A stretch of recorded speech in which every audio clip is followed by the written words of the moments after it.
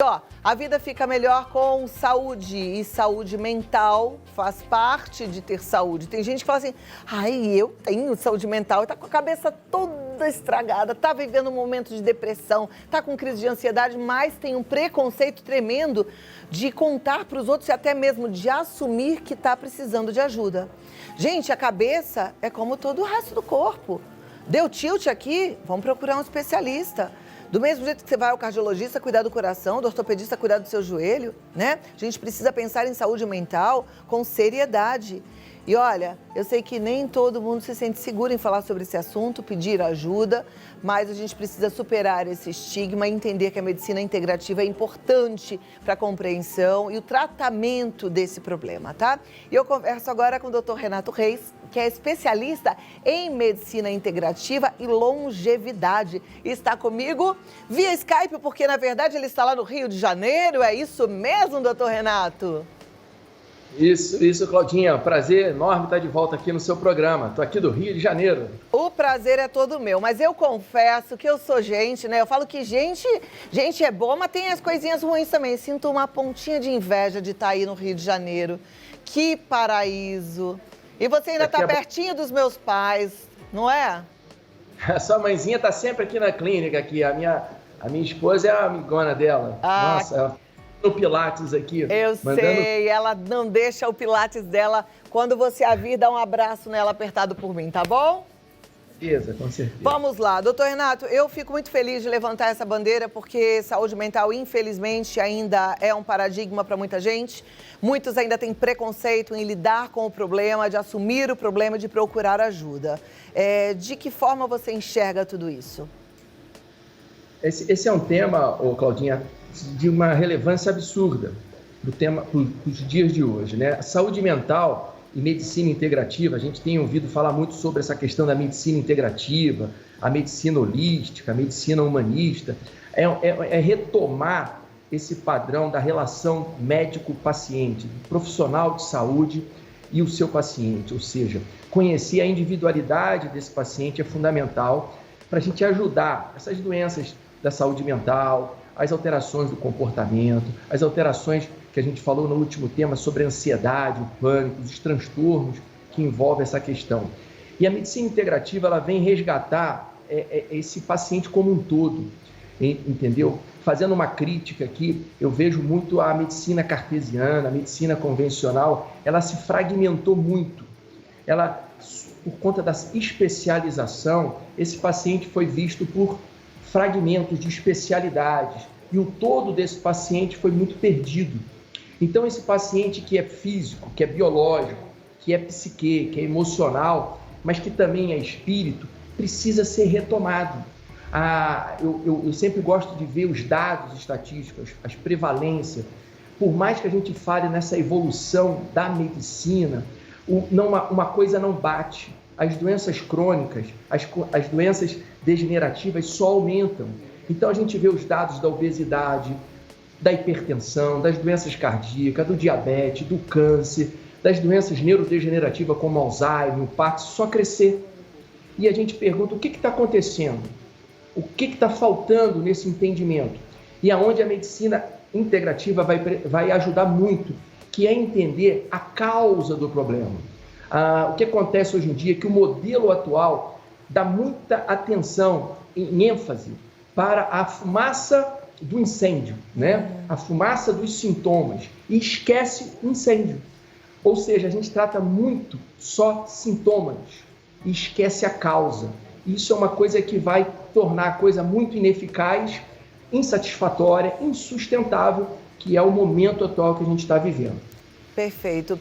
Agora, quando a gente pensa em longevidade, eu gosto sempre de falar desse assunto porque eu tenho um telespectador que já está aí passando por momentos delicados, que é da casa mais vazia, que é da queda hormonal e que é muitas vezes da depressão culminando com tudo isso, né? Quem vem primeiro? A pessoa deprime primeiro e depois vem esses outros problemas ou o contrário? Então, a depressão vamos entender como um sintoma, como uma consequência, né? Como a ansiedade, o transtorno do pânico, eu dei aquele exemplo, né? Não vem num dia de sol azul, de céu azul, um raio de repente. Vai vir uma mudança de temperatura, de vento, de nuvens, de flores caindo, passarinho voando, chuva leve, daqui a pouco vem o trovão. É mais ou menos assim. Então tem sintomas prévios, sintomas que vão mudando o curso desse paciente. Então a ansiedade, é aquela insônia que não começa mais na fase mais inicial, onde esse paciente vai desenvolvendo uma alteração do humor. Mas antes disso, a gente já pode rastrear, a gente pode identificar questões físicas. Então, sempre um médico que tem essa visão mais integral, ele tem que perguntar sobre os hábitos desse paciente. Sem entender os hábitos desse paciente, ele não consegue mudar o curso da doença. Ele, de novo, ele vai só medicalizar, ele só vai tratar sintomas. Então, uma das funções principais do médico é ser um facilitador de qualquer médico, de qualquer terapeuta, da boa informação. Chamar esse paciente para a responsabilidade com os seus hábitos, tanto os hábitos alimentares, hábitos de sono, a higiene do sono é um capítulo à parte na saúde de um paciente, tanto física quanto mental. Esses hábitos do estresse, do que ele se alimenta no dia a dia. Então, integrar esse paciente é responsabilizar também pelos seus costumes, pelos seus hábitos, pelas suas crenças, que tornam esse paciente comprometido com o seu tratamento. Eu costumo dizer sempre assim, existe uma causa. Se eu der muita ênfase a sintomas, eu não estou tratando. E o que acontece muitas das vezes no nosso modelo atual é isso. É um paciente que já começa com a medicação hoje, amanhã ele está associando uma segunda medicação, uma terceira, uma quarta, e eu pergunto para ele, como é que você está em relação à primeira vinda aqui? Doutor, eu estou pior. Doutor, eu estou mais ou menos, eu estou igual, quando não pior. Então, essa é a questão. A gente precisa retomar o que eu chamo da medicina da fisiologia. Existe um mecanismo aqui metabólico, hormonal, você citou aí o hormônio. Os hormônios são o que regem a minha vida. Um ser humano saudável tem seus hormônios otimizados para a saúde, onde eu posso encontrar um senhor de 80 anos, um idoso, rígido, mentalmente, fisicamente, com autonomia, porque seus hormônios estão otimizados, seus hábitos estão saudáveis, seu sono está pleno. Então, é trazer todas essas peculiaridades para uma consulta, para uma orientação junto a esse paciente. Perfeito. Bom, tem várias questões que envolvem tudo isso e aí eu me reporto muito assim até para a situação dos meus pais, que eu convivo mais de perto, e de outros telespectadores, amigos que eu também tenho um convívio mais direto. A gente sabe que é importante essa responsabilização, né? Responsabilizar o paciente, mas vem outras queixas. E aí a gente sabe que é importante adotar um estilo de vida mais saudável, né? Quem tem o privilégio, como você, de morar aí pertinho da praia, de fazer uma caminhada diária ao sol, né? Pra gente ganhar força da vitamina D, enfim, imunidade, entre outras coisas mais, inclusive pra gente ficar mais contente, evitar um pouco aí os males da depressão. Mas vem antes as dores, né? As lesões. A pessoa ao longo da vida, ela foi sendo marcada por momentos que deixaram o corpo debilitado. E aí, quando chega também ao consultório, de repente já chega com um monte dessas questões. Vou deixar uma pergunta aqui no ar.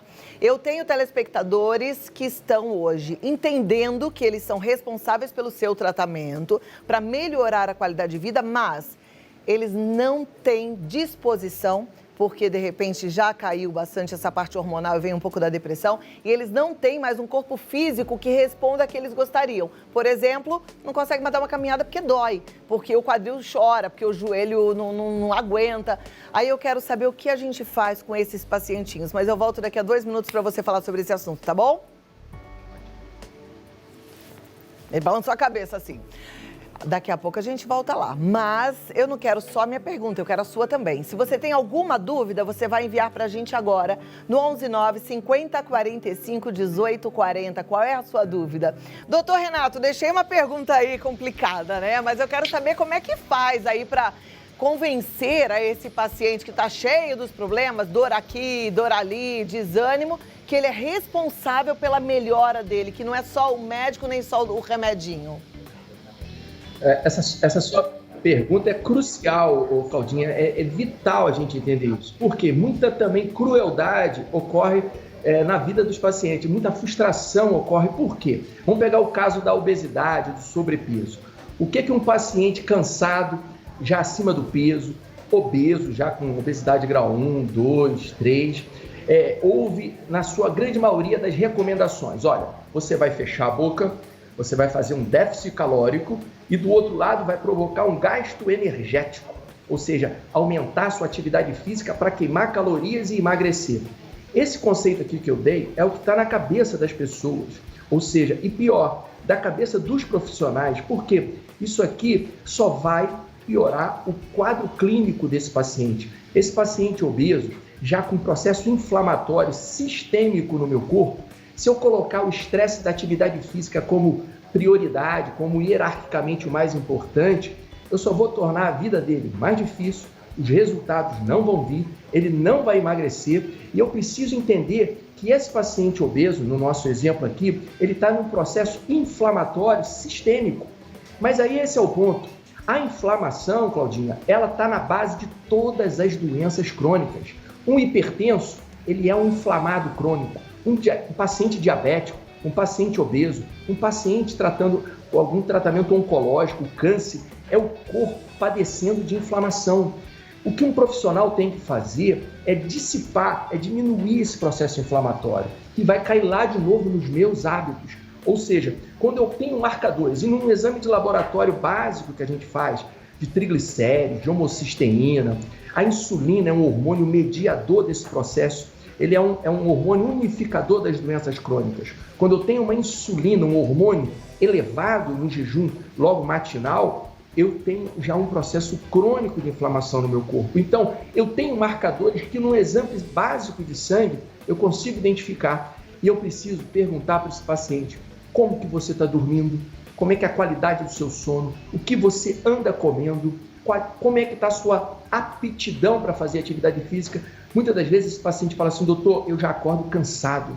Olha, eu tenho uma adinamia, ou seja, depois do almoço eu tenho um sono que eu tenho que dormir. Se eu estiver dirigindo, é risco de eu bater o carro. Eu tenho uma queda abrupta, ou seja, ele já está mostrando um déficit hormonal que a gente poderia aqui desenvolver. A gente tem um ciclo dia e noite, que é regido por dois hormônios muito importantes, que é o cortisol matinal e a melatonina à noite. O cortisol me estimula, me prepara para o estresse do dia, para os desafios do dia.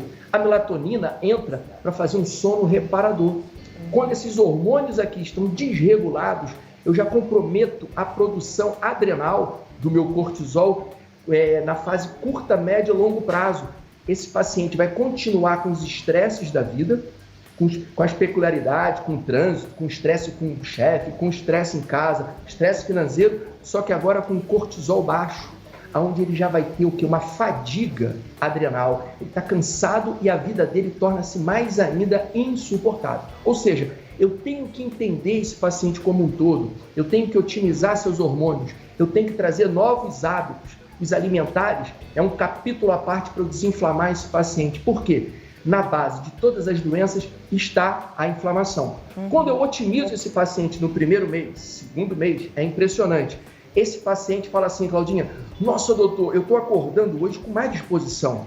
Parece até que o meu corpo pede botar um tênis para dar uma caminhada, aumentar o ritmo, aumentar a intensidade do meu treino, aumentei a minha força, ou seja, é o corpo desinflamando, é o corpo sendo otimizado na questão da aptidão até para fazer uma atividade física. Então existe uma questão hierárquica. Eu preciso desinflamar meu corpo, eu preciso trazer novos hábitos, eu preciso melhorar meu sono. O sono, quando o sono é rígido, cada vez que o sono é mais cedo, é um sono saudável, um sono com mais, como é que a gente pode dizer assim, um sono mais pleno, eu tenho um emagrecimento natural, porque aí eu já vou trabalhar em outros hormônios, né, na leptina.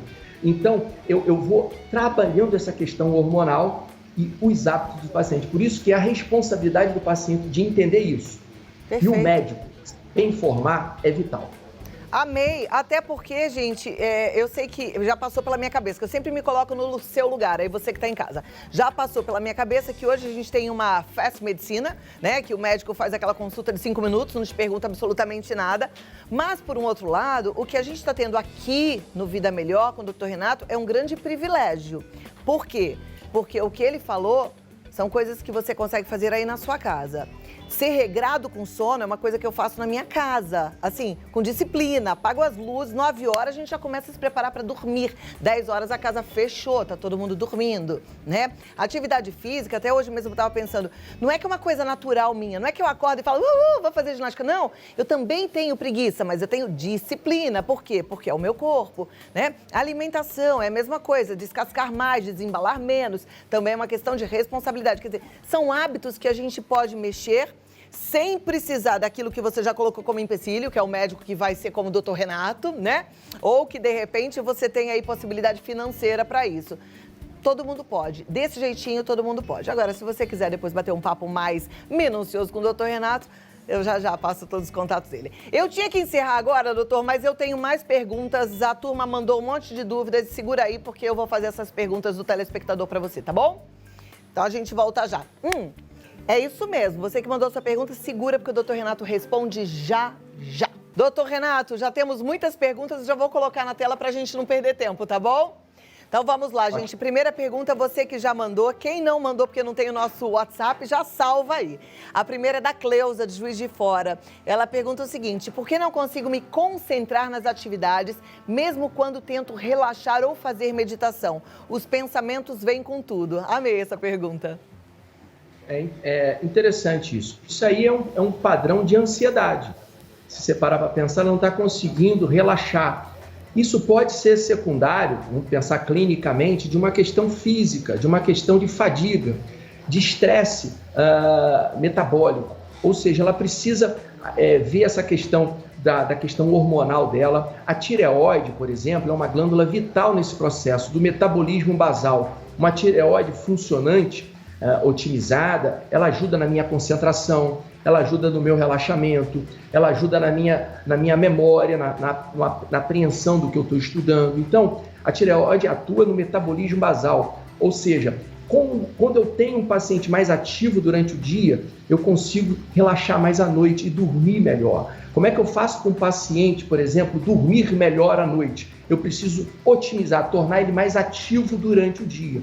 Então, essa questão aí, assim, ela é ampla. Pode ser várias causas. Por exemplo, ela pode ter uma deficiência na serotonina. A serotonina é o hormônio do bem-estar. Aonde que essa serotonina é produzida? Em mais de 80%? No nosso intestino.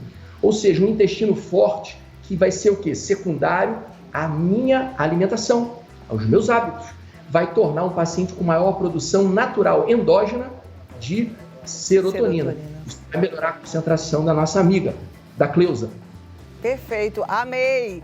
Cleusa, cuidar aí da alimentação e continuar insistindo. Eu amo fazer meditação e também tenho a mesma dificuldade, viu, Cleusa?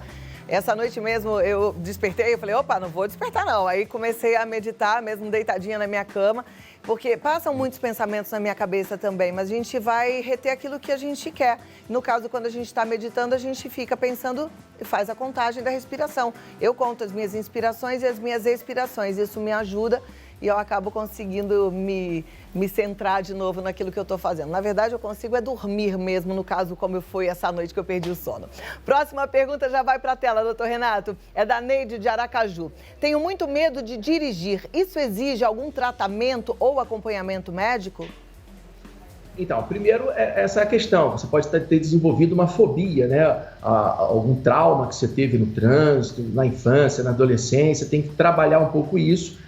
É um pouquinho também de autoconfiança, né, no domínio ali da técnica de dirigir, vai depender muito do seu instrutor também, de passar. Eu, quando aprendi a dirigir com meu pai, eu tinha muito medo também de curva, de ultrapassagem, então o instrutor ele vai falar, não, vai com confiança, você já deu ali a seta, pode seguir. Então a instrução também é importante.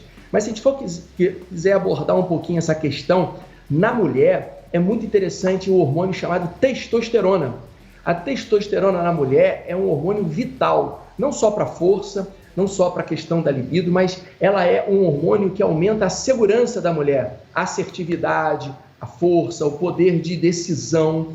Então, rever essa questão hormonal é bem interessante. A testosterona no corpo humano, tanto no homem, né, que é um hormônio predominante, ela é um cardioprotetor, ou seja, o nosso coração, onde tem mais receptores para a testosterona, então pode ser por aí que a nossa amiga Neilde, de Aracaju, pode ter essa ajuda e essa orientação. Tá, joia. Tem tempo mais uma? Não? Que dó. Por mim, eu ficava aqui a tarde inteira falando dessas questões. Eu amo esses assuntos e minha admiração por você é muito grande, Renato. Meus parabéns pela medicina com excelência, pelo tanto que você estuda para nos ajudar. E volte rápido e mais vezes, tá bom? Claudinha, muito obrigada pela presença aqui. Entenda só uma palavrinha rápida para as pessoas que estão do outro lado. A mensagem é boa, é ampla, é plena, é de tranquilidade. Não tenha medo das doenças, dessas questões todas, das estatísticas sombrias.